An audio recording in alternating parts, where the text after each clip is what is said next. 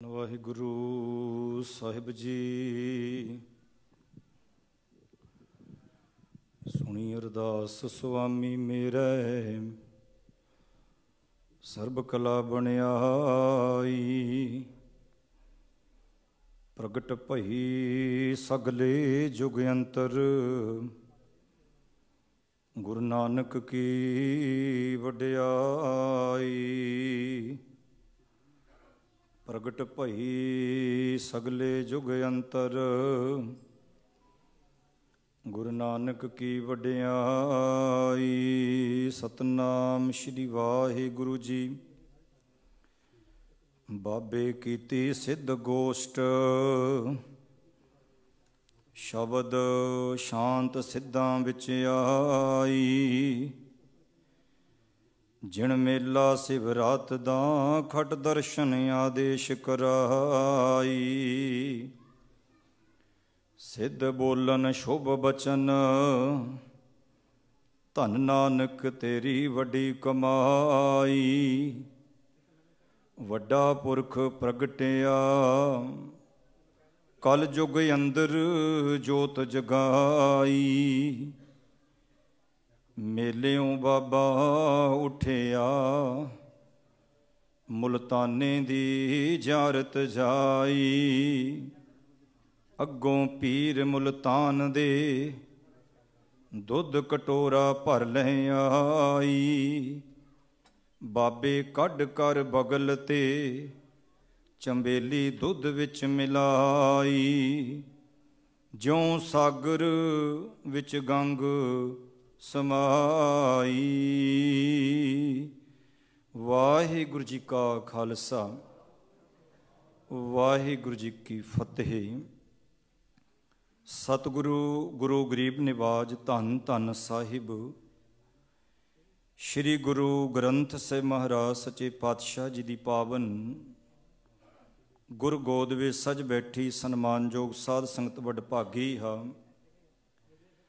ਸਭ ਤੋਂ ਪਹਿਲੋਂ ਆਪ ਸਮੁੱਚੀਆਂ ਸੰਗਤਾਂ ਨੂੰ ਧੰਨ ਧੰਨ ਸਾਹਿਬ ਸ਼੍ਰੀ ਗੁਰੂ ਨਾਨਕ ਦੇਵ ਮਹਾਰਾਜ ਸੱਚੇ ਪਾਤਸ਼ਾਹ ਜੀ ਦੇ ਪਾਵਨ ਪ੍ਰਕਾਸ਼ ਪੁਰਬ ਆਗਮਨ ਦਿਵਸ ਦੀ ਬਹੁਤ ਬਹੁਤ ਵਧਾਈ ਹੋਵੇ। ਸੋ ਆਓ ਭਾਈ ਸਾਹਿਬ ਭਾਈ ਗੁਰਦਾਸ ਸਾਹਿਬ ਜੀ ਦੀ ਰਸਨਾ ਤੋਂ ਉਚਾਰਨ ਕੀਤੀ ਜੋ ਪਾਵਨ ਪੌੜੀ ਨੂੰ ਆਪ ਜੀ ਨੇ ਜਿੱਥੇ ਕੀਰਤਨ ਰੂਪ ਦੇ ਵਿੱਚ ਤੇ ਸੁਣਿਆ ਹੀ ਹੈ।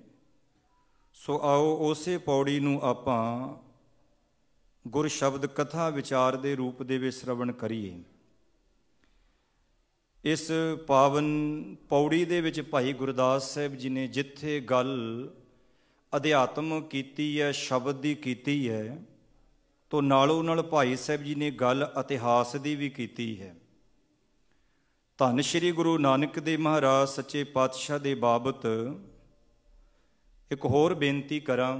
ਕੋਈ ਸੱਜਣ ਕਈ ਦਿਨ ਹੋ ਗਏ, ਉਹ ਕਹਿੰਦਾ ਵੀ ਜਿਹੜੀ ਕੜਾਹ ਪ੍ਰਸ਼ਾਦ ਦੀ ਮਰਜ਼ਾਦਾ ਹੈ ਇਹ ਕਦੋਂ ਅਤੇ ਕਿਵੇਂ ਤੇ ਕਿੱਥੋਂ ਚੱਲੀ, ਕਿ ਸਿੱਖਾਂ ਨੇ ਆਪੇ ਹੀ ਬਣਾ ਲਈ।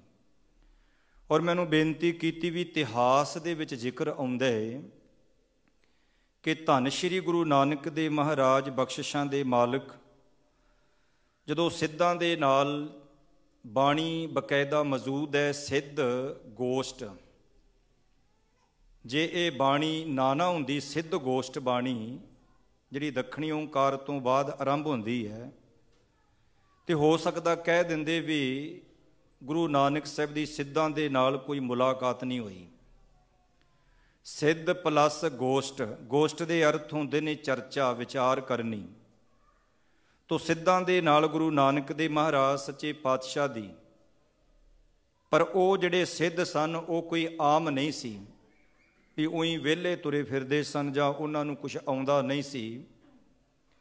ਉਹ ਸਿੱਧ ਬੜੇ ਪੜ੍ਹੇ ਲਿਖੇ ਸਨ, ਬੜੀ ਉਹਨਾਂ ਨੂੰ ਹਰ ਇੱਕ ਗ੍ਰੰਥ ਦੀ ਉਹਨਾਂ ਨੂੰ ਨੌਲੇਜ ਜਾਣਕਾਰੀ ਸੀ। ਬੜੀ ਆਪਣੇ ਆਪ 'ਚ ਉੱਚੀ ਉਹ ਆਤਮਿਕ ਅਵਸਥਾ ਰੱਖਣ ਵਾਲੇ ਸਨ। ਫਰਕ ਇੰਨਾ ਸੀ ਕਿ ਉਹਨਾਂ ਨੂੰ ਉਸ ਅਵਸਥਾ ਦਾ ਹੰਕਾਰ ਹੋ ਚੁੱਕਿਆ ਸੀ। ਤੋ ਧੰਨ ਸ਼੍ਰੀ ਗੁਰੂ ਨਾਨਕ ਦੇਵ ਮਹਾਰਾਜ ਜੀ ਨਾਲ ਮੁਲਾਕਾਤ ਹੋਈ। बड़े गुरदेव पातशाह दे नाल उन्हां दे विचार चर्चे होए। जदों उन्हां ने देखिया भी कि ये नानक तपा ते इहदे साथी किसी गल्लों भी साडे तो हार मन्नण नूं तैयार नहीं, तो फिर गुरु बाबा जी दे कोल इतिहास ये कहंदा है भी वो बजुर्गों का रूप धारण करके आ गए। तो गुरु नानक पातशाह जी नूं आके कहण लगे, बाबे सानू भुख बहुत लगी है, ते असीं आ बजुर्ग दंद साडे मूँह च है कोई नहीं। बड़ी उन्होंने चलाकी दे नाल ते सानू कोई इहो जी चीज़ जां वस्तु भोजन खवाओ जिहदे नाल असीं वो खा सकीए। धन श्री गुरु नानक देव महाराज सच्चे पातशाह अंतरजामी जाने, बिन बोलत आप पछाने, जानी जान गुरु पातशाह जी भी दरअसल इन्हां नूं भुख तन दी नहीं, इन्हां नूं भुख लगी है मन दी।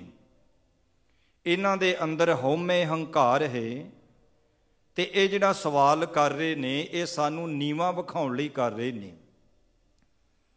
सतगुरु गुरु नानक देव महाराज जी नूं कहंदे भुख बड़ी लगी है। उन्हां दा विचार ये सी कि जो असीं इन्हां नूं सवाल करांगे उहदा जवाब ये दे नहीं पाउणगे, ते जो असीं कहने आ ये कर नहीं पाउणगे, ते अपने आप इत्थों चल जाणगे। उंज ते ये साडे तो हर एक चर्चा दे विच, हर एक विचार विच साडे तो बहुत अगे है, असीं इन्हां नूं हरा नहीं सके। पर हुण एक ये भी विਉਂਤ करके देख लीए।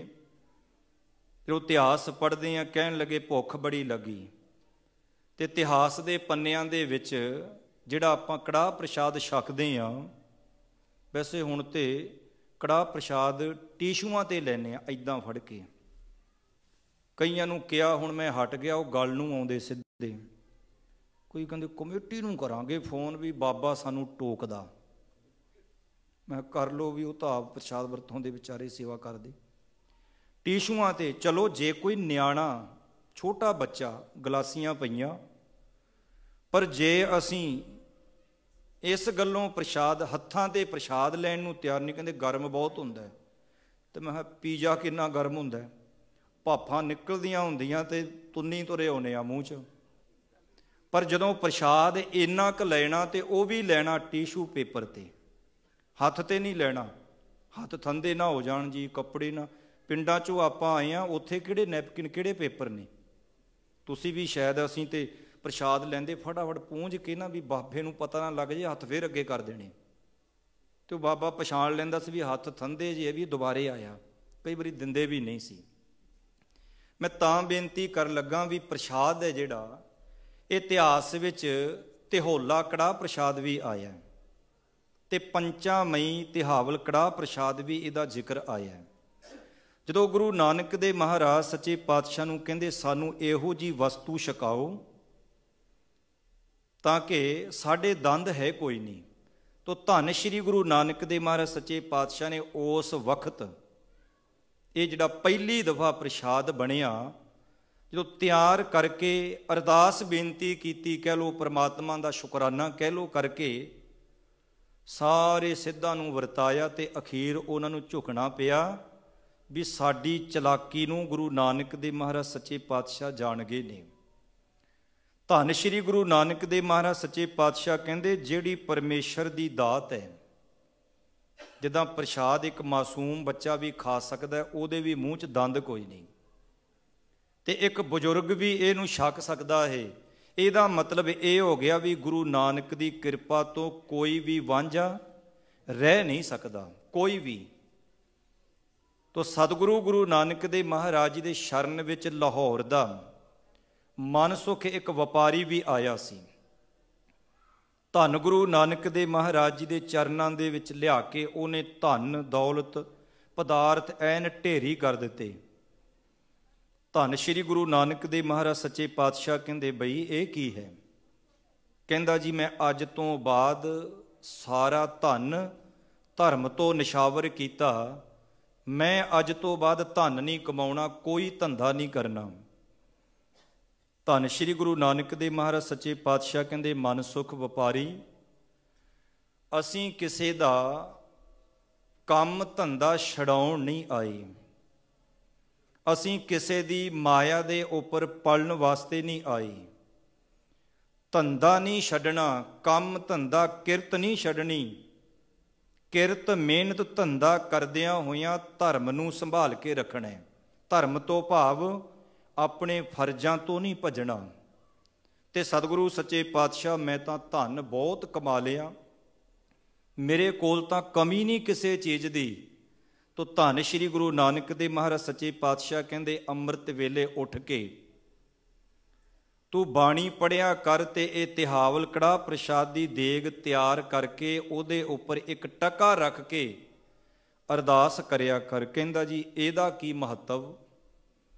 ਧੰਨ ਸ਼੍ਰੀ ਗੁਰੂ ਨਾਨਕ ਦੇਵ ਮਹਾਰਾਜ ਸੱਚੇ ਪਾਤਸ਼ਾਹ ਕਹਿੰਦੇ, ਇੱਕ ਤੇ ਤੇਰੀ ਕਮਾਈ ਦੇ ਵਿੱਚੋਂ ਤਿਆਰ ਕੀਤਾ ਪ੍ਰਸ਼ਾਦ ਵਰਤੂ ਸੰਗਤ ਵਿੱਚ, ਤੇ ਦੂਜਾ ਜਿਹੜਾ ਤੂੰ ਇੱਕ ਟਕਾ ਜਾਂ ਅਰਦਾਸ ਕਰਾਉਣਾ ਜਾਂ ਤੂੰ ਉਹ ਮਾਲਕ ਦੇ ਚਰਨਾਂ ਵਿੱਚ ਭੇਟ ਕਰਦਾ, ਉਹ ਮਾਇਆ ਗਰੀਬਾਂ ਤੇ ਲੋੜਵੰਦਾਂ ਦੇ ਵਿੱਚ ਵਰਤੀ ਜਾਊਗੀ। ਤੇਰਾ ਧੰਦਾ ਵੀ ਸਫਲ ਹੋ ਜਾਊ ਤੇ ਤੂੰ ਧਰਮ ਵੀ ਕਮਾ ਲੇਗਾ। ਤੋ ਬੇਅੰਤ ਇਤਿਹਾਸ ਦੇ ਵਿੱਚ ਬਚਨ ਨੇ, ਤੇ ਮੈਂ ਅੱਜ ਜਿਹੜਾ ਭਾਈ ਸਾਹਿਬ ਭਾਈ ਗੁਰਦਾਸ ਜੀ ਦੀ ਰਸਨਾ ਤੋਂ ਉਚਾਰਨ ਕੀਤਾ ਸ਼ਬਦ ਪੌੜੀ ਹੈ ਜਿਹੜੀ, ਉਹ ਤੁਹਾਡੇ ਨਾਲ ਸਾਂਝੀ ਕਰਨੀ ਹੈ। ਤੋ ਪਾਤਸ਼ਾਹ ਬਖਸ਼ਿਸ਼ ਕਰਦੇ ਨੇ, ਬਾਬੇ ਕੀਤੀ ਸਿੱਧ ਗੋਸ਼ਟ, ਸਿੱਧਾਂ ਦੇ ਨਾਲ ਸਿੱਧ ਗੋਸ਼ਟ ਭਾਵ ਚਰਚਾ ਕੀਤੀ। ਸ਼ਬਦ ਸ਼ਾਂਤ ਸਿੱਧਾਂ ਵਿੱਚ ਆਈ, ਤੇ ਜਦੋਂ ਉਹਨਾਂ ਦੇ ਨਾਲ ਵਿਚਾਰ ਚਰਚਾ ਹੋਈ ਨਾ, ਜਿਹੜੇ ਸਿੱਧ ਜਿਨ੍ਹਾਂ ਨੂੰ ਆਪਣੀ ਵਿਦਿਆ ਦਾ ਮਾਣ ਹੰਕਾਰ ਬਹੁਤ ਸੀ, ਤੇ ਜਦੋਂ ਗੁਰੂ ਬਾਬਾ ਜੀ ਨੇ ਸ਼ਬਦ ਦੀ ਚੋਟ ਮਾਰੀ, ਬਾਣੀ ਦਾ ਬਾਣ ਮਾਰਿਆ, ਜਦੋਂ ਉਹਨਾਂ ਨੂੰ ਸਮਝ ਪਈ ਜਿਹੜੇ ਇਉਂ ਹੰਕਾਰ ਵਿੱਚ ਅੱਗ ਬਗੋਲੇ, ਜਿਨ੍ਹਾਂ ਨੂੰ ਆਪਣੀ ਵਿਦਿਆ ਦਾ ਮਾਣ ਹੰਕਾਰ ਸੀ, ਜਿਹੜੇ ਭੱਜੇ ਫਿਰਦੇ ਸਨ, ਤੇ ਗੁਰੂ ਦੇ ਸ਼ਬਦ ਦੇ ਦੁਆਰਾ ਭਾਈ ਸਾਹਿਬ ਭਾਈ ਗੁਰਦਾਸ ਜੀ ਕਹਿੰਦੇ ਉਹਨਾਂ ਦੇ ਹਿਰਦੇ ਵਿੱਚ ਸ਼ਾਂਤੀ ਆਈ। ਬਾਬੇ ਕੀਤੀ ਸਿੱਧ ਗੋਸ਼ਟ, ਸ਼ਬਦ ਸ਼ਾਂਤ ਸਿੱਧਾਂ ਵਿੱਚ ਆਈ। ਜਿਣ ਮੇਲਾ ਸਿਵਰਾਤ ਦਾ ਖਟ ਦਰਸ਼ਨ ਆਦੇਸ਼ ਕਰਾਈ।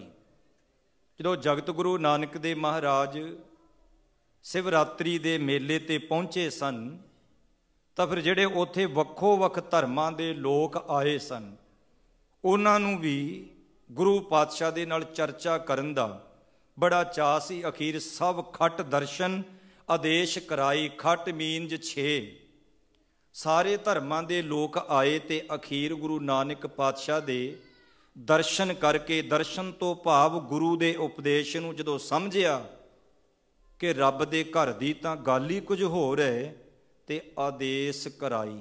ਆਦੇਸ਼ ਦੇ ਅਰਥ ਹੁੰਦੇ ਨੇ ਨਮਸਕਾਰ ਕਰਨੀ। ਝੁਕੇ, ਬੰਦਾ ਝੁਕਦਾ ਉਦੋਂ ਹੈ ਜਦੋਂ ਅੰਦਰੂਨੀ ਤੌਰ ਤੇ ਆਤਮਿਕ ਤੌਰ ਤੇ ਮਨ ਕਰਕੇ ਕਿਸੇ ਦੀ ਗੱਲ ਨਾਲ ਸਹਿਮਤ ਹੋ ਜੇ। ਧਰਮ ਦਾ ਵਿਸ਼ਾ ਕੀ ਹੈ? ਰੋਜ਼ ਤੁਸੀਂ ਬਾਣੀ ਪੜ੍ਹਦੇ ਹੋ, ਮੰਨੈ ਸੁਰਤ ਹੋਵੇ, ਰੋਜ਼ ਬਾਣੀ ਤੁਸੀਂ ਪੜ੍ਹਨ ਵਾਲੇ ਹੋ, ਵੀ ਜਿੰਨਾ ਚਿਰ ਤੁਸੀਂ ਮੰਨਦੇ ਨਹੀਂ ਉਹਨਾਂ ਚਿਰ ਗੱਲ ਨਹੀਂ ਬਣਦੀ।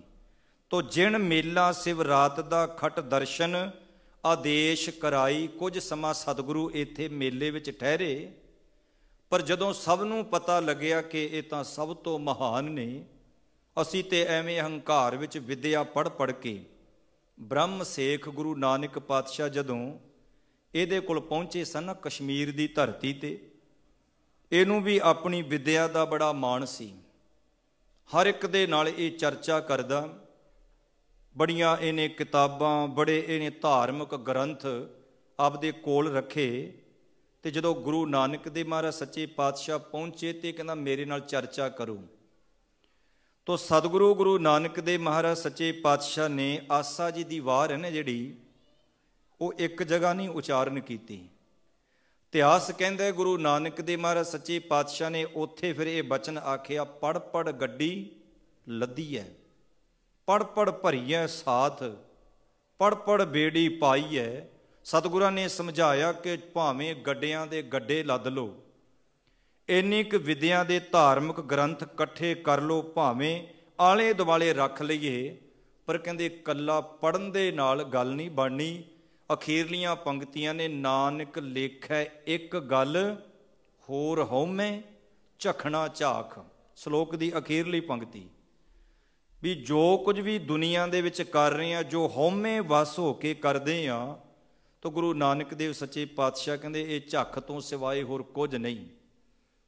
ਤਾਂ ਫਿਰ ਸਿੱਧਾਂ ਨੇ ਹੱਥ ਜੋੜ ਕੇ ਕੀ ਕਹਿੰਦੇ, ਸਿੱਧ ਬੋਲਨ ਸ਼ੁਭ ਬਚਨ, ਧਨ ਨਾਨਕ ਤੇਰੀ ਵੱਡੀ ਕਮਾਈ।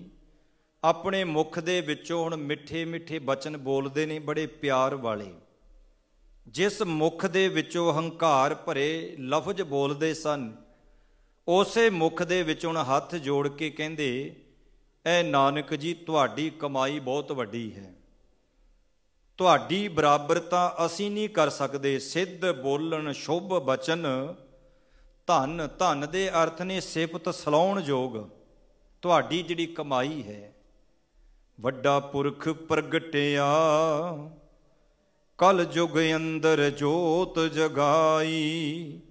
ਵੱਡਾ ਪੁਰਖ, ਤੁਸੀਂ ਸਭ ਤੋਂ ਮਹਾਨ ਜੇ, ਤੇ ਤੁਹਾਡੇ ਚਰਨਾਂ ਦੇ ਵਿੱਚ ਨਮਸਕਾਰ ਹੈ। ਤੁਸੀਂ ਧਨ ਹੋ, ਤੁਹਾਡੀ ਕਮਾਈ ਧਨ ਹੈ। ਵੱਡਾ ਪੁਰਖ, ਕਲਯੁਗ ਦੇ ਵਿੱਚ ਤੁਸੀਂ ਆਪ ਜਾਹਰ ਪੀਰ ਰੂਪ ਵਿੱਚ ਤੁਸੀਂ ਪ੍ਰਗਟ ਹੋਏ ਹੋ, ਤੇ ਕਲਯੁਗ ਦੇ ਜੀਵਾਂ ਦੇ ਅੰਦਰ ਤੁਸੀਂ ਗਿਆਨ ਦੀ ਜੋਤ ਜਗਾਈ ਹੈ।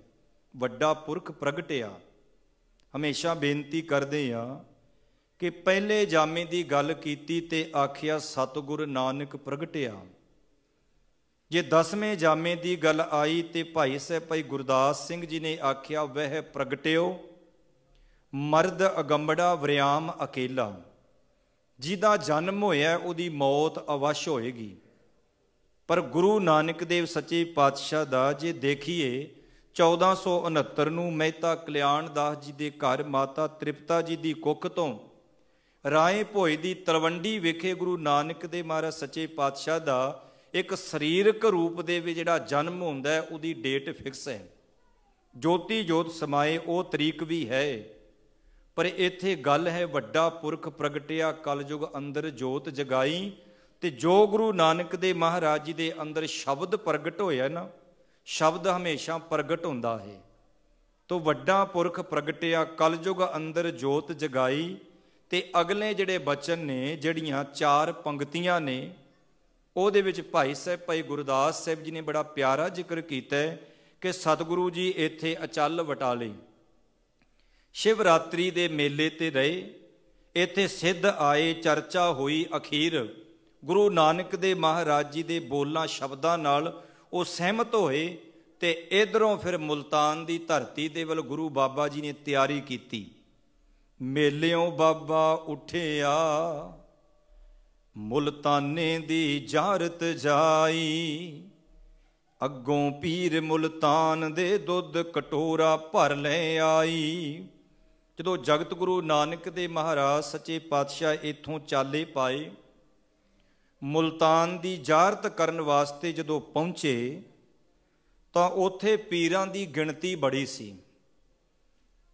ਉਹਨਾਂ ਨੇ ਦੇਖਿਆ ਕਿ ਇੱਕ ਨਾਨਕ ਤਪਾ ਹੋਰ ਆ ਗਿਆ ਤੇ ਇਹਦਾ ਸਾਥੀ, ਇੱਕ ਬਾਬਾ ਅਕਾਲ ਰੂਪ, ਦੂਜਾ ਰਬਾਬੀ ਮਰਦਾਨਾ। ਇੱਕ ਪਰਮੇਸ਼ਰ ਰੂਪ ਆਪ ਨੇ ਤੇ ਦੂਜਾ ਸਾਥੀ ਹੈ ਉਹਨਾਂ ਦਾ ਭਾਈ ਮਰਦਾਨਾ। ਹੁਣ ਇਹਨਾਂ ਪੀਰਾਂ ਨੇ ਦੇਖਿਆ ਵੀ ਸਾਡੀ ਤਾਂ ਅੱਗੇ ਹੀ ਇੱਥੇ ਗਿਣਤੀ ਬਹੁਤ ਹੈ, ਪਰ ਹੁਣ ਇਹ 2 ਹੋਰ ਆ ਗਏ ਨੇ, ਇਹਨਾਂ ਦੀ ਵਡਿਆਈ ਮਹਿਮਾ ਬਹੁਤ ਹੈ।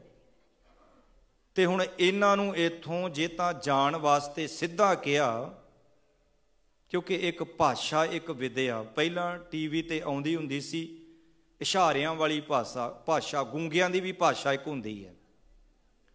ਇਸੇ ਤਰ੍ਹਾਂ ਜਿਹੜੇ ਕੁਝ ਸਿੱਧ ਲੋਕ ਸਨ, ਉਹਨਾਂ ਦੀ ਵੀ ਇੱਕ ਆਪਣੀ ਭਾਸ਼ਾ ਸੀ। ਵੀ ਜੇ ਅਸੀਂ ਇਹਨਾਂ ਨੂੰ ਸਿੱਧਾ ਕਹਾਂਗੇ ਕਿ ਇੱਥੇ ਤਾਂ ਬਾਬੇ ਪਹਿਲਾਂ ਹੀ ਬਹੁਤ ਬੈਠੇ ਨੇ ਸਿੱਧ, ਤੇ 2 ਤੁਸੀਂ ਹੋਰ ਇੱਥੇ ਆ ਗਏ, ਵੀ ਜੇ ਸਿੱਧਾ ਕਿਹਾ ਤੇ ਸਾਡੀ ਜਿਹੜੀ ਗੱਲਬਾਤ ਹੈ ਉਹ ਲੋਕਾਂ ਦਾ ਚਰਚਾ ਦਾ ਵਿਸ਼ਾ ਨਾ ਬਣੇ, ਤੇ ਕਿਉਂ ਨਾ ਇਹਨਾਂ ਨੂੰ ਕਿਸੇ ਤਰੀਕੇ ਦੇ ਨਾਲ ਹੀ ਕਹਿ ਦਈਏ ਕਿ ਵੀ ਤੁਸੀਂ ਇੱਥੋਂ ਜਾਓ। ਮੇਲਿਓਂ ਬਾਬਾ ਉੱਠਿਆ ਮੁਲਤਾਨੇ ਦੀ ਜਾਰਤ ਜਾਈ। ਜਦੋਂ ਇੱਥੇ ਪਹੁੰਚੇ ਤੇ ਅੱਗੋਂ ਪੀਰ ਮੁਲਤਾਨ ਦੇ ਦੁੱਧ ਕਟੋਰਾ ਭਰ ਲੈ ਆਈ। ਉਹਨਾਂ ਆਖਿਆ ਵੀ ਆਪਾਂ ਸਿੱਧੇ ਤੌਰ ਤੇ ਨਹੀਂ ਕਹਿ ਸਕਦੇ, ਲੋਕਾਂ ਕਹਿਣਾ ਵੀ ਇਹ ਸਿੱਧ, ਇਹ ਬਾਬੇ ਲੜ ਪਏ, ਵੀ ਇਹੋ ਜੀ ਰੰਗਤ ਬਣਾਈਏ ਕਿ ਵੀ ਇਹ ਚਲੇ ਵੀ ਜਾਣ ਤੇ ਅਸੀਂ ਵੀ ਲੋਕਾਂ ਦੀ ਬੇਇੱਜ਼ਤੀ ਦਾ ਵਿਸ਼ਾ ਨਾ ਬਣੀਏ। ਤੇ ਅੱਗੋਂ ਪੀਰ ਮੁਲਤਾਨ ਦੇ ਦੁੱਧ ਇੱਕ ਕਟੋਰਾ ਸੀ ਜਿਹੜਾ ਉਹ ਦੁੱਧ ਦਾ ਉਹਨਾਂ ਨੇ ਭਰ ਲਿਆ, ਤੇ ਉਹ ਦੁੱਧ ਕੋਈ ਗੁਰੂ ਨਾਨਕ ਦੇ ਮਹਾਰਾਜ ਜੀ ਨੂੰ ਛਕਾਉਣ ਜਾਂ ਪਿਉਣ ਵਾਸਤੇ ਨਹੀਂ ਸੀ ਲੈ ਕੇ ਆ ਰਹੇ। ਜਿਨ੍ਹਾਂ ਸਿੱਧਾਂ ਨੂੰ ਗੁਰੂ ਨਾਨਕ ਪਾਤਸ਼ਾਹ ਨੂੰ ਵੇਖ ਕੇ ਇੰਨੀ ਜੈਲਸੀ ਹੋਈ, ਤੇ ਉਹਨਾਂ ਨੇ ਦੁੱਧ ਭਲਾ ਉਹਨਾਂ ਨੂੰ ਪਿਉਣਾ ਥੋੜੀ ਸੀ, ਉਹ ਤੇ ਇੱਕ ਵਿਖਾਉਣਾ ਸੀ। ਤੇ ਜਦੋਂ ਸਤਿਗੁਰਾਂ ਦੇ ਅੱਗੇ ਲੈ ਕੇ ਆਏ ਨਾ, ਤਾਂ ਜਾਣ ਸਤਿਗੁਰੂ ਜੀ ਵੀ ਗਏ। ਮਰਦਾਨਾ ਕਹਿੰਦਾ ਪਾਤਸ਼ਾਹ ਚਲੋ ਬੜੀ ਲੰਮੀ ਵਾਟ ਤੋਂ ਚੱਲ ਕੇ ਆਏ ਆ, ਆਹ ਸਿੱਧ ਤਾਂ ਚੰਗੇ ਲੱਗਦੇ ਆ ਵੀ ਦੁੱਧ ਦਾ ਲੋਟਾ ਭਰੀ ਆਉਂਦੇ ਨੇ। ਗੁਰੂ ਨਾਨਕ ਦੇ ਮਹਾਰਾਜ ਸੱਚੇ ਪਾਤਸ਼ਾਹ ਕਹਿੰਦੇ ਮਰਦਾਨਿਆਂ ਦੁੱਧ ਪਿਉਣ ਨਹੀਂ, ਦੁੱਧ ਦਿਖਾਉਣ ਆ ਰਹੇ ਨੇ। ਭਾਵ ਇਹਨਾਂ ਨੇ ਪਿਉਣਾ ਨਹੀਂ, ਇਹਨਾਂ ਦੇ ਪਿੱਛੇ ਵੀ ਕੋਈ ਰਮਜ, ਪਿੱਛੇ ਰਹੱਸ ਇਹਨਾਂ ਦੇ ਛੁਪੀ ਹੋਈ ਹੈ। ਤੋ ਧੰਨ ਗੁਰੂ ਨਾਨਕ ਦੇ ਮਹਾਰਾਜ ਸੱਚੇ ਪਾਤਸ਼ਾਹ ਦੇ ਲਿਆ ਕੇ ਮੂਹਰੇ ਅੱਗੇ ਰੱਖ ਦਿੱਤਾ, ਤੇ ਉਹਦੇ ਉੱਪਰ ਨਾ ਇੱਕ ਬਾਬੇ ਕੱਢ ਕਰ ਬਗਲ ਤੇ ਚੰਬੇਲੀ ਦੁੱਧ ਵਿੱਚ ਮਿਲਾਈ। ਚੰਬੇਲੀ ਦਾ ਇੱਕ ਫੁੱਲ ਵੀ ਹੁੰਦਾ ਹੈ, ਪਰ ਇਹ ਮੁਲਤਾਨ ਦੇਸ਼ ਦੀ ਭਾਸ਼ਾ ਹੈ। ਇੱਥੇ ਚੰਬੇਲੀ ਆਖਿਆ ਮਿਸ਼ਰੀ ਨੂੰ। ਬਾਬੇ ਕੱਢ ਕਰ ਬਗਲ ਤੇ, ਬਗਲ ਮੀਨਜ਼ ਆਪਣੇ ਬੋਝੇ ਵਿੱਚੋਂ। ਤੇ ਜੇ ਇੱਥੇ ਗੱਲ ਹੁੰਦੀ ਚੰਬੇਲੀ ਦੇ ਫੁੱਲ ਦੀ, ਤਾਂ ਇੱਥੇ ਲਿਖਣਾ ਸੀ ਕਿ ਬਾਬੇ ਕੱਢ ਕਰ ਬਗਲ ਤੇ ਚੰਬੇਲੀ ਦੁੱਧ ਵਿੱਚ ਤਰਾਈ, ਕਿਉਂਕਿ ਫੁੱਲ ਕਦੀ ਵੀ ਦੁੱਧ ਵਿੱਚ ਮਿਲਦਾ ਨਹੀਂ, ਤੇ ਨਾ ਹੀ ਦੁੱਧ ਪਾਉਣ ਦੇ ਨਾਲ, ਫੁੱਲ ਪਾਉਣ ਦੇ ਨਾਲ ਦੁੱਧ ਕਦੀ ਮਿੱਠਾ ਹੁੰਦਾ ਹੈ। ਭਾਈ ਸਾਹਿਬ, ਭਾਈ ਗੁਰਦਾਸ ਸਾਹਿਬ ਜੀ ਕਹਿੰਦੇ ਵੀ ਉੱਥੋਂ ਦੀ ਇਹ ਭਾਸ਼ਾ ਸੀ ਮੁਲਤਾਨ ਦੀ। ਤੇ ਗੁਰੂ ਬਾਬਾ ਜੀ ਨੇ ਬਗਲ ਦੇ ਵਿੱਚੋਂ ਕੱਢ ਕੇ ਮਿਸਰੀ ਨਾ ਉਸ ਕਟੋਰੇ ਦੇ ਵਿੱਚ ਜਿੱਥੇ ਦੁੱਧ ਪਾਇਆ ਉਹਦੇ ਵਿੱਚ ਪਾ ਦਿੱਤੀ। ਉਹਦਾ ਭਾਵ ਇਹ ਸੀ ਕਿ ਸਿੱਧੋ ਤੁਸੀਂ ਐਵੇਂ ਈਰਖਾ ਦਵੈਸ਼ ਨਾ ਕਰੋ ਵੀ ਸਾਡੇ ਆਉਣ ਦੇ ਨਾਲ ਤੁਹਾਡੀ ਕੋਈ ਕਿਰਤ ਕਮਾਈ ਤੇ ਜਾਂ ਤੁਹਾਡੀ ਵਡਿਆਈ ਦੇ ਉੱਪਰ ਕੋਈ ਫਰਕ ਪਏਗਾ। ਅਸੀਂ ਤੇ ਤੁਹਾਨੂੰ ਆਪਣਾ ਬਣਾਉਣ ਆਏ ਆ, ਅਸੀਂ ਤਾਂ ਤੁਹਾਡੇ ਵਿੱਚ ਇਉਂ ਮਿਕਸ ਹੋ ਜਾਾਂਗੇ, ਅਸੀਂ ਤੁਹਾਡੇ ਵਿੱਚ ਇਉਂ ਮਿਲ ਜਾਾਂਗੇ ਜਿਵੇਂ ਆ ਦੁੱਧ ਦੇ ਵਿੱਚ ਮਿਸਰੀ ਪਾਈ ਹੈ ਤੇ ਉਹ ਦੁੱਧ ਦਾ ਹੀ ਰੂਪ ਹੋ ਗਈ ਹੈ। ਬਾਬੇ ਕੱਢ ਕਰ ਬਗਲ ਤੇ ਚੰਬੇਲੀ ਦੁੱਧ ਵਿੱਚ ਮਿਲਾਈ, ਤੇ ਜਦੋਂ ਖੰਡੇ ਬਾਟੇ ਦਾ ਅੰਮ੍ਰਿਤ ਤਿਆਰ ਕੀਤਾ ਸੀ, ਧੰਨ ਸ਼੍ਰੀ ਗੁਰੂ ਗੋਬਿੰਦ ਸਿੰਘ ਮਹਾਰਾਜ ਸੱਚੇ ਪਾਤਸ਼ਾਹ ਨੇ ਉਸ ਵਕਤ ਇੱਕ ਬੇਨਤੀ ਕਰਾਂ, ਜਦੋਂ ਆਪਾਂ ਸੋਸ਼ਲ ਸਿਕਿਉਰਿਟੀ ਦਫ਼ਤਰ 'ਚ ਜਾਂਦੇ ਹਾਂ, ਹੁਣ ਖਿਮਾ ਉਦੋਂ ਫੋਨ ਵੱਜਦੇ ਭਲਾ? ਸਾਰੇ ਦੱਸੋ, ਵੱਜਦੇ ਫੋਨ ਉਦੋਂ? ਨਹੀਂ ਨਾ ਵੱਜਦੇ। ਜਦੋਂ ਕਿਸੇ ਇਮੀਗ੍ਰੇਸ਼ਨ ਦੇ ਦਫ਼ਤਰ ਜਾਂਦੇ ਆ ਕਿਤੇ, ਹੁਣ ਗੁੱਸਾ ਨਾ ਕਰਿਓ, ਮੈਂ ਵੈਸੇ ਹੀ ਆਖਿਆ, ਹੋ ਸਕਦਾ ਮੇਰਾ ਵੀ ਨਾ ਵੱਜ ਪਏ ਕਿਤੇ, ਆਖੋ ਸਤਨਾਮ। ਕਈ ਦਫਾ ਚੇਤਾ ਵੀ ਭੁੱਲ ਜਾਈਦਾ, ਪਰ ਇਹਨੂੰ ਚੇਤੇ ਰੱਖਣ ਦੀ ਥੋੜ੍ਹੀ ਜਿਹੀ ਆਦਤ ਪਾ ਲਈਏ। ਆਖੋ ਸਤਨਾਮ ਸ਼੍ਰੀ ਵਾਹਿਗੁਰੂ। ਤੋ ਬਾਬੇ ਕੱਢ ਕਰ ਬਗਲ ਤੇ ਚੰਬੇਲੀ ਦੁੱਧ ਵਿੱਚ ਮਿਲਾਈ। ਇਹ ਮੈਂ ਤਾਂ ਬੇਨਤੀ ਕੀਤੀ ਵੀ ਇੱਕ ਵਾਰੀ ਨਾ ਮੈਂ ਵੀ ਕਥਾ ਕਰਦਾ ਸੀ, ਮੈਂ ਕਹੀ ਜਾਵਾਂ ਵੀ ਫੋਨ ਬੰਦ ਕਰੋ, ਇੰਨੇ ਨੂੰ ਮੇਰੇ ਵਾਲਾ ਬੋਲ ਪਿਆ। ਉਹ ਮੈਂ ਬਾਅਦ 'ਚ ਆਖਿਆ ਭਾਈ ਇਹ ਬੰਦਾ ਅਚਾਨਕ ਭੁੱਲ ਵੀ ਜਾਂਦਾ, ਇਹੋ ਜਿਹੀ ਗੱਲ ਨਹੀਂ ਵੀ ਜਾਣ ਕੇ ਨਹੀਂ ਕੋਈ ਵਜਾਉਂਦਾ, ਪਰ ਫਿਰ ਵੀ ਕੋਸ਼ਿਸ਼ ਕਰ ਲਿਆ ਕਰੀਏ ਥੋੜ੍ਹੀ ਜਿਹੀ, ਤਾਂ ਕਿ ਜਿਹੜੇ ਨਾਲ ਦੇ ਬੈਠੇ ਹੁੰਦੇ ਆ ਨਾ ਵਿਚਾਰੇ, ਉਹਨਾਂ ਦਾ ਵੀ ਮਨ ਇੱਧਰ ਉੱਧਰ ਹੋ ਜਾਂਦਾ। ਤੋ ਸਤਿਗੁਰੂ ਜੀ ਕਹਿੰਦੇ ਬਾਬੇ ਕੱਢ ਕਰ ਬਗਲ ਤੇ ਚੰਬੇਲੀ ਦੁੱਧ ਵਿੱਚ ਮਿਲਾਈ। ਭਾਵ ਇਹ ਸੀ ਕਿ ਸਿੱਧੋ ਤੁਸੀਂ ਕਿਸੇ ਗੱਲ ਦਾ ਲੜਾਈ ਝਗੜਾ ਨਾ ਕਰੋ, ਅਸੀਂ ਤੁਹਾਡੇ ਨਾਲੋਂ ਅੱਡ ਹੋਣ ਨਹੀਂ ਆਏ। ਮੈਂ ਬੇਨਤੀ ਕਰ ਰਿਹਾ ਸਾਂ ਕਿ ਜਦੋਂ ਖੰਡੇ ਬਾਟੇ ਦੀ ਪਹੁਲ ਤਿਆਰ ਕੀਤੀ ਤਾਂ ਗੁਰੂ ਗੋਬਿੰਦ ਸਿੰਘ ਮਹਾਰਾਜ ਸੱਚੇ ਪਾਤਸ਼ਾਹ ਐਨ ਇਨ ਬਿਨ ਤਿਆਰ ਹੋਈ ਚੁੱਕੀ ਸੀ, ਤੇ ਨਾਲ ਹੀ ਉਦੋਂ ਸਤਿਕਾਰਯੋਗ ਮਾਤਾ ਸਾਹਿਬ ਕੌਰ ਜੀ, ਕਿਉਂਕਿ ਮਾਤਾ ਜੀਤੋ ਜੀ ਤਾਂ खंडे बाटे दी पौहल तो इतिहास ये कहंदा भी जिहड़ा किला सी उत्थे पहलां ही वो सचखंड प्याना कर गए सन। ते जदों माता साहिब कौर जी ने जिहड़े पतासे पाए तो उहदा भाव ये नहीं सी कि भी ये जिहड़ा अंमृत तैयार कर रहे ने ये जां कौड़ा होवेगा ते पतासे पा दईए ते मिठा हो जे ते छकण वेले ये सानू औखा ना लगे। ਉਹਦਾ ਭਾਵ ਵੀ ਇਹ ਸੀ ਵੀ ਜਦੋਂ ਸਿੱਖ ਇਹ ਦਾਤ ਨੂੰ ਲੈ ਲੈਂਦਾ ਹੈ ਤੇ ਉਹਨਾਂ ਦੇ ਵਿੱਚ ਫਿਰ ਕੋਈ ਮਤ ਭੇਤ ਜਾਤ ਕੋ ਗੋਤ ਹਉਮੈ ਹੰਕਾਰ ਨਹੀਂ ਰਹਿੰਦਾ। ਜਿਵੇਂ ਉਹ ਪਤਾਸੇ ਪਾਣੀ ਦੇ ਵਿੱਚ ਮਿਕਸ ਹੋ ਗਏ ਤੇ ਬਾਣੀ ਦਾ ਰੂਪ ਹੋ ਗਏ ਨੇ, ਇੱਕ ਅੰਮ੍ਰਿਤ ਬਣ ਗਿਆ ਹੈ। ਕਿਤੇ ਇਸੇ ਤਰ੍ਹਾਂ ਗੁਰੂ ਨਾਨਕ ਦੇਵ ਸੱਚੇ ਪਾਤਸ਼ਾਹ ਕਹਿੰਦੇ ਭਾਈ ਆ ਜਿਹੜੀ ਮਿਸਰੀ ਵਿੱਚ ਪਾਈ ਸੀ ਨਾ ਇਹ ਉਹਨਾਂ ਨੂੰ ਸਮਝਾਉਣ ਵਾਸਤੇ ਸੀ। ਅਸੀਂ ਜਿਵੇਂ ਦੁੱਧ ਵਿੱਚ ਇਹ ਮਿੱਠਾ ਮਿਕਸ ਹੋ ਗਿਆ ਵਿੱਚ ਮਿਲ ਗਿਆ ਤੇ ਅਸੀਂ ਵੀ ਤੁਹਾਡੇ ਵਿੱਚ ਹੀ ਮਿਲਣ ਆਏ ਆ, ਤੁਹਾਨੂੰ ਆਪਣਾ ਬਣਾਉਣ ਆਏ ਆ। ਇਸ ਲਈ ਇਹ ਹਉਮੈ ਹੰਕਾਰ ਤੁਸੀਂ ਛੱਡ ਦਿਓ। ਬਾਬੇ ਕੱਢ ਕਰ ਬਗਲ ਤੇ ਚੰਬੇਲੀ ਦੁੱਧ ਵਿੱਚ ਮਿਲਾਈ, ਜਿਉਂ ਸਾਗਰ ਵਿੱਚ ਗੰਗ ਸਮਾਈ। ਜਿਵੇਂ ਸਾਗਰ ਦੇ ਵਿੱਚ ਗੰਗਾ ਨਦੀ ਸੂਏ ਪਾਣੀ ਇੱਧਰੋਂ ਉੱਧਰੋਂ ਪਹਾੜਾਂ ਦੇ ਵਿੱਚੋਂ ਆ ਕੇ ਉਹ ਸਾਗਰ ਦਾ ਹੀ ਰੂਪ ਹੋ ਜਾਂਦੀਆਂ ਨੇ। ਇਤਿਹਾਸ ਕਹਿੰਦਾ ਗੁਰੂ ਨਾਨਕ ਦੇਵ ਮਹਾਰਾਜ ਸੱਚੇ ਪਾਤਸ਼ਾਹ ਦੇ ਇਸ ਕੌਤਕ ਨੇ ਬਸ ਇੰਨੀ ਕੁ ਰਮਜ ਨੇ ਹੀ ਸਿੱਧਾਂ ਦੇ ਹੰਕਾਰ ਸੀ ਨਾ ਜਿਹੜੇ ਹੰਕਾਰ ਤੋਂ ਉਹਨਾਂ ਨੂੰ ਰਹਿਤ ਕਰ ਦਿੱਤਾ। ਬੜੇ ਪ੍ਰਮਾਣ ਨੇ ਗੁਰਬਾਣੀ ਵਿੱਚ, ਬੜੀਆਂ ਉਦਾਹਰਨਾਂ ਨੇ। ਤੇ ਭਾਈ ਸਾਹਿਬ ਭਾਈ ਗੁਰਦਾਸ ਜੀ ਕਹਿੰਦੇ ਫਿਰ ਇੱਥੋਂ ਮੁਲਤਾਨ ਦੀ ਧਰਤੀ ਤੋਂ ਗੁਰੂ ਬਾਬਾ ਜੀ ਚੱਲੇ ਜ਼ਿਆਰਤ ਕਰ ਮੁਲਤਾਨ ਦੀ। ਫਿਰ ਕਰਤਾਰਪੁਰੇ ਨੂੰ ਆਇਆ, ਚੜੇ ਸਵਾਈ ਦਹਿ ਦੀ ਕਲਯੁਗ ਨਾਨਕ ਨਾਮ ਧਿਆਇਆ। 4 ਉਦਾਸੀਆਂ 9 ਖੰਡ ਪ੍ਰਿਥਵੀ ਦਾ ਭ੍ਰਮਣ ਕਰਨ ਤੋਂ ਬਾਅਦ ਧੰਨ ਸ਼੍ਰੀ ਗੁਰੂ ਨਾਨਕ ਦੇਵ ਮਹਾਰਾਜ ਜੀ ਨੇ ਅਖੀਰਲਾ ਸਮਾਂ ਕਰਤਾਰਪੁਰ ਦੀ ਧਰਤੀ ਤੇ ਗੁਜ਼ਾਰਨਾ ਕੀਤਾ। ਇੱਕ ਹੋਰ ਬੇਨਤੀ ਕਰਾਂ, ਇਤਿਹਾਸ ਹੈ ਨਾ ਜਿਹੜਾ ਜਿੱਥੇ ਗੁਰਬਾਣੀ ਆਪਾਂ ਪੜ੍ਹਦੇ ਹਾਂ ਇਤਿਹਾਸ ਵੀ ਜ਼ਰੂਰੀ ਹੈ। ਇੱਕ ਵਿਦਵਾਨ ਕਹਿੰਦਾ ਵੀ ਇਤਿਹਾਸ ਇਸ ਤਰ੍ਹਾਂ ਹੈ ਲੰਘ ਚੁੱਕੇ ਸਮੇਂ ਦੇ ਲਈ ਤੇ ਆਉਣ ਵਾਲੇ ਸਮੇਂ ਵਾਸਤੇ ਇੱਕ ਸ਼ੀਸ਼ੇ ਦਾ ਕੰਮ ਕਰਦਾ ਹੈ। ਤੇ ਜਦੋਂ ਜਗਤ ਗੁਰੂ ਨਾਨਕ ਦੇਵ ਮਹਾਰਾਜ ਹਰਿਦੁਆਰ ਗਏ, ਜੇ ਆਪਾਂ ਕਹੀਏ ਗੁਰੂ ਨਾਨਕ ਦੇਵ ਮਹਾਰਾਜ ਹਰਿਦੁਆਰ ਗਏ, ਜਗਨਨਾਥਪੁਰੀ ਗਏ, ਪਰ ਇਹ ਵੀ ਤੇ ਸਮਝਣਾ ਹੋਏਗਾ ਨਾ ਵੀ ਉਹ ਗਏ ਕਿਉਂ ਸਨ, ਕਿਸ ਵਾਸਤੇ ਗਏ ਸਨ। ਧੰਨ ਸ਼੍ਰੀ ਗੁਰੂ ਨਾਨਕ ਦੇਵ ਮਹਾਰਾਜ ਜਦੋਂ ਵੀ ਕਿਤੇ ਕੋਈ ਭਾਰੀ ਭਰਕਮ ਇਕੱਠ ਵੇਖਦੇ ਨੇ ਉਹਨਾਂ ਦੇ ਜਾਣ ਦਾ ਕਾਰਨ ਇਹ ਹੁੰਦਾ ਹੈ ਕਿ ਇਹਨਾਂ ਇਕੱਠੇ ਲੋਕਾਂ ਨੂੰ ਇੱਕੋ ਸਮੇਂ ਇੱਕ ਪਰਮਾਤਮਾ ਦੀ ਗੱਲ ਦੱਸੀ ਜਾ ਸਕਦੀ ਹੈ। ਤੀਰਥ ਉਦਮ ਸਤਿਗੁਰੂ ਕੀਆ ਸਭ ਲੋਕ ਉਦਰਨ ਅਰਥਾ। ਜੇ ਤੀਰਥਾਂ ਤੇ ਗਏ ਵੀ ਗੁਰੂ ਪਾਤਸ਼ਾਹ ਜੀ ਸਾਡੇ ਗੁਰੂ ਸਾਹਿਬ, ਉਹਨਾਂ ਦੇ ਜਾਣ ਦਾ ਕਾਰਨ ਸੀ ਕਿ ਤੀਰਥਾਂ ਤੇ ਰਹਿਣ ਵਾਲੇ, ਧਾਰਮਿਕ ਸਥਾਨਾਂ ਤੇ ਰਹਿਣ ਵਾਲੇ ਧਾਰਮਿਕ ਨਹੀਂ ਸਨ। ਉਹਨਾਂ ਦੇਖਿਆ ਵੀ ਜੇ ਇਹ ਧਾਰਮਿਕ ਹੋ ਗਏ ਤਾਂ ਜਿਹੜੇ ਇੱਥੇ ਆਉਣਗੇ ਅੱਧੇ ਕੁ ਤਾਂ ਇਹਨਾਂ ਨੂੰ ਦੇਖ ਕੇ ਧਾਰਮਿਕ ਹੋ ਜਾਣਗੇ।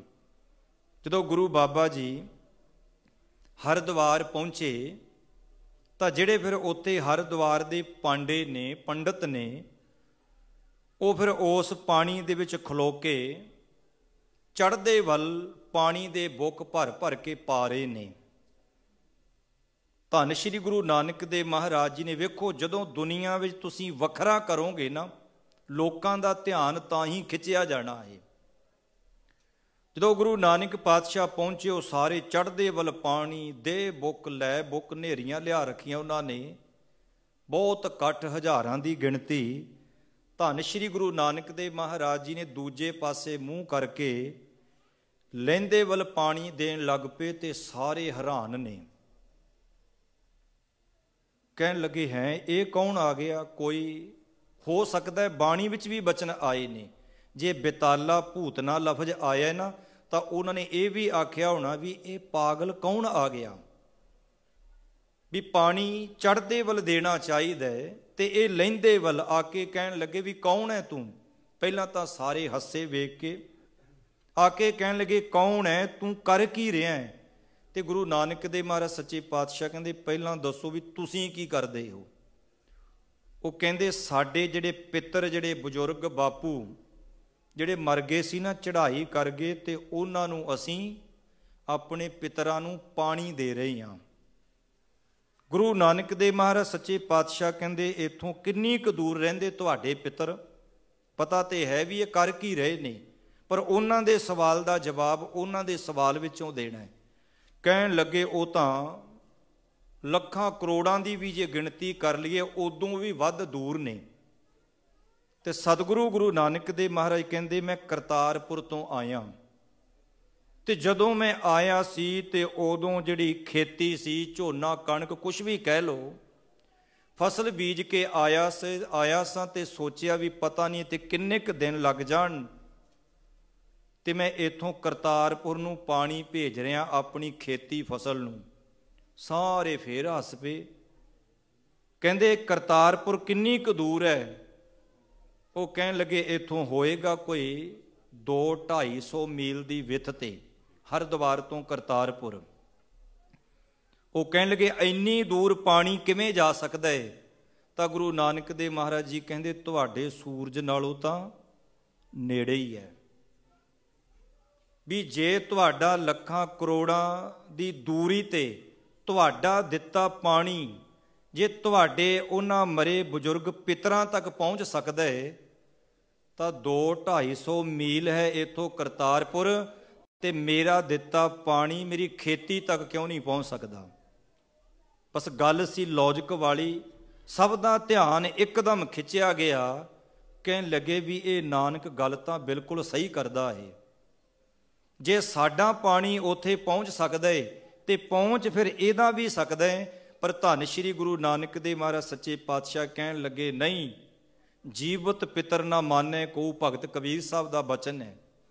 ਮੂਏ ਸਰਾਧ ਕਰਾਹੀ, ਕਹਿੰਦੇ ਜਿਉਂਦੇ ਜੀ ਨੂੰ ਤਾਂ ਕੋਈ ਪਾਣੀ ਦਾ ਗਲਾਸ ਨਹੀਂ ਦਿੰਦਾ, ਤੇ ਜੇ ਹੁਣ ਮਰ ਗਏ ਨੇ ਤੇ ਤੁਸੀਂ ਸਾਰੇ ਬੁੱਕ ਭਰ ਭਰ ਕੇ ਉੱਥੋਂ ਤੱਕ ਪਾਣੀ ਭੇਜ ਰਹੇ ਹੋ। ਇਹ ਧਰਮ ਦੇ ਨਾਂ ਤੇ ਕਰਮ ਕਾਂਡ ਹੋ ਰਿਹਾ ਹੈ। ਲੋਕਾਂ ਦੀ ਧਨ ਸੰਪਤੀ ਨੂੰ ਧਰਮ ਦੀ ਆੜ ਦੇ ਵਿੱਚ ਲੁੱਟਿਆ ਜਾ ਰਿਹਾ ਹੈ। ਬਸ ਧੰਨ ਸ਼੍ਰੀ ਗੁਰੂ ਨਾਨਕ ਦੇਵ ਮਹਾਰਾਜ ਜੀ ਦਾ ਹਰਿਦੁਆਰ ਜਾਣਾ, ਗੁਰੂ ਨਾਨਕ ਦੇਵ ਮਹਾਰਾਜ ਜੀ ਦਾ ਸ਼ਿਵਰਾਤਰੀ ਦੇ ਮੇਲੇ ਤੇ ਜਾਣਾ, ਮੁਲਤਾਨ ਜਾਣਾ, ਕੋਈ ਨਾ ਕੋਈ ਕਾਰਨ ਸੀ। ਹਰ ਇੱਕ ਰਮਜ ਪਿੱਛੇ ਰਹੱਸ ਛੁਪਿਆ ਸੀ। ਤੋ ਧੰਨ ਸ਼੍ਰੀ ਗੁਰੂ ਨਾਨਕ ਦੇਵ ਮਹਾਰਾਜ ਸੱਚੇ ਪਾਤਸ਼ਾਹ ਦੇ ਪ੍ਰਕਾਸ਼ ਪੁਰਬ ਦੀਆਂ ਆਪ ਸਮੁੱਚੀਆਂ ਸੰਗਤਾਂ ਨੂੰ ਬਹੁਤ ਬਹੁਤ ਵਧਾਈਆਂ ਹੋਣ। ਸੋ ਸਾਰੀਆਂ ਸੰਗਤਾਂ ਨੇ ਰਲ ਮਿਲ ਕੇ ਧੰਨ ਧੰਨ ਸ਼੍ਰੀ ਗੁਰੂ ਨਾਨਕ ਦੇਵ ਮਹਾਰਾਜ ਸੱਚੇ ਪਾਤਸ਼ਾਹ ਦਾ ਪ੍ਰਕਾਸ਼ ਪੁਰਬ ਮਨਾਇਆ ਹੈ। ਸਾਰੀਆਂ ਮਾਤਾਵਾਂ ਭੈਣਾਂ ਨੇ ਅਸੀਂ ਦੇਖਿਆ ਤਿੰਨੋਂ ਦਿਨ ਰਲ ਮਿਲ ਕੇ ਜਿੱਥੇ ਗੁਰੂ ਕੇ ਲੰਗਰ ਵਿੱਚ ਸੇਵਾਵਾਂ ਕੀਤੀਆਂ, ਉੱਥੇ ਨਾਲ ਨਾਲ ਚੱਲ ਰਹੇ ਸ਼੍ਰੀ ਅਖੰਡ ਪਾਠ ਸਾਹਿਬ ਜੀ ਦੇ ਵਿੱਚ ਰੌਲ ਲਾਉਣ ਦੀਆਂ ਵੀ ਸੇਵਾਵਾਂ ਕੀਤੀਆਂ ਹਨ। ਪਾਤਸ਼ਾਹ ਜੀ ਸਭ ਨੂੰ ਚੜ੍ਹਦੀ ਕਲਾ ਬਖਸ਼ਿਸ਼ ਕਰਨ ਜੀ। ਵਾਹਿਗੁਰੂ ਜੀ ਕਾ ਖਾਲਸਾ, ਵਾਹਿਗੁਰੂ ਜੀ ਕੀ ਫਤਿਹ। ਕਲਯੁਗ ਬਾਬੇ ਤਾਰਿਆ, ਸਤਨਾਮ